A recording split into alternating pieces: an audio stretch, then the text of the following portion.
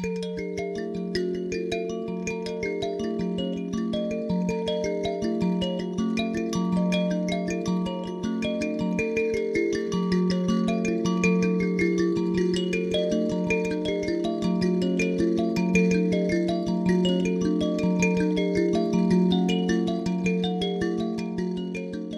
fact that the land belongs to God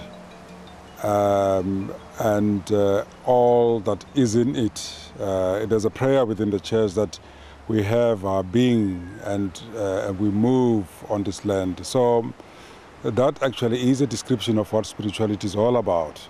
And in terms of the indigenous people in Africa, land is very dear to them.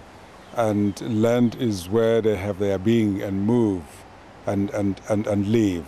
And so land is a spiritual issue.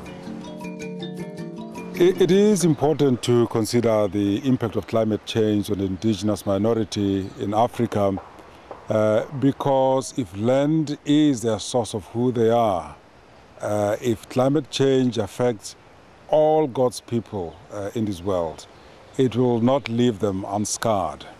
And so their context will also change. Their spirituality will be without a base if climate change is not considered in their context. Of the almost 29 countries that will be at risk in terms of climate change, 22 of those will be from Africa. And the indigenous people in Africa do occupy a substantial amount of that. So we do need to listen to their voice in terms of climate change. And in terms of global warming, it is more so because global warming has shown that a great deal of the land is becoming dry. There are unprecedented floods in some of the areas, and the indigenous people who migrate to look for good pastures in their context will be affected by global warming.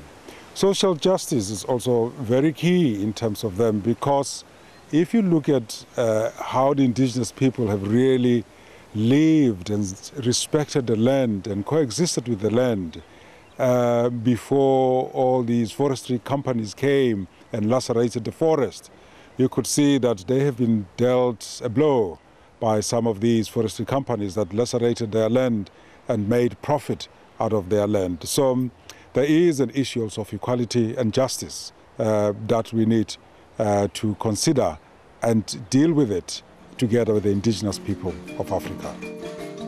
Now there is the spirituality of consumerism, there is a spirituality of wanting instant gratification and entertainment. But if you look at the rhythm of the spirituality of indigenous people, you see that there is order, there is silence, there is a particular way in which things are ordered without wanting more for me.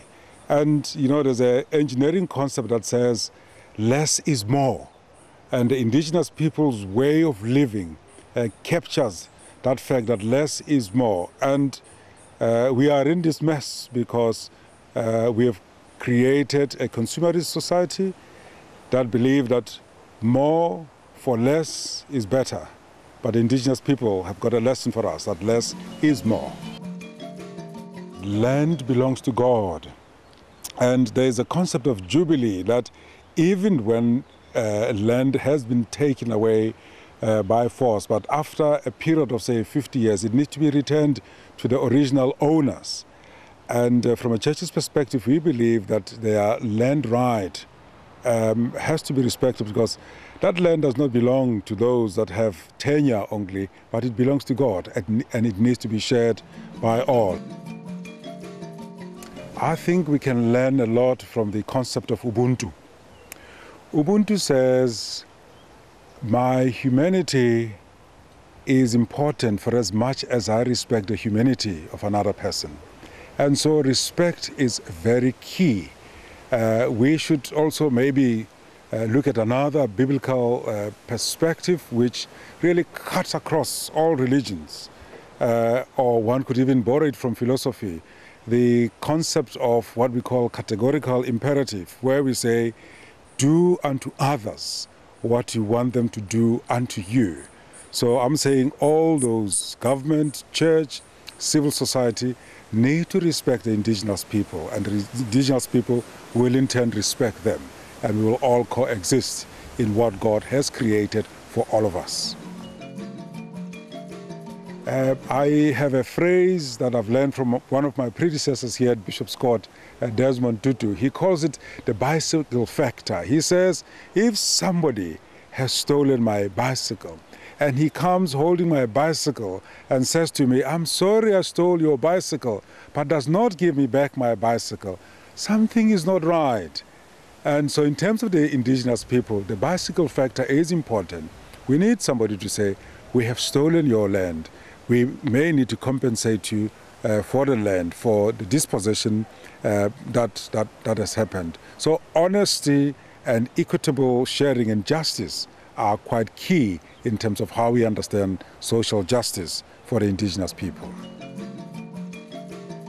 Ecology is about the household of God. We're studying how God has actually made this world possible. So in terms of how the indigenous people have coexisted within the household of God and how they have learned to respect nature, to respect the rules of living together, I think we can learn a lot from traditional values of indigenous people and from the value of respect that they had for one another and the value of respect that they had for the land and the value of respect that have made them to really coexist for many years before people came and promoted deforestation and make the indigenous people as if they don't know how to coexist with the land.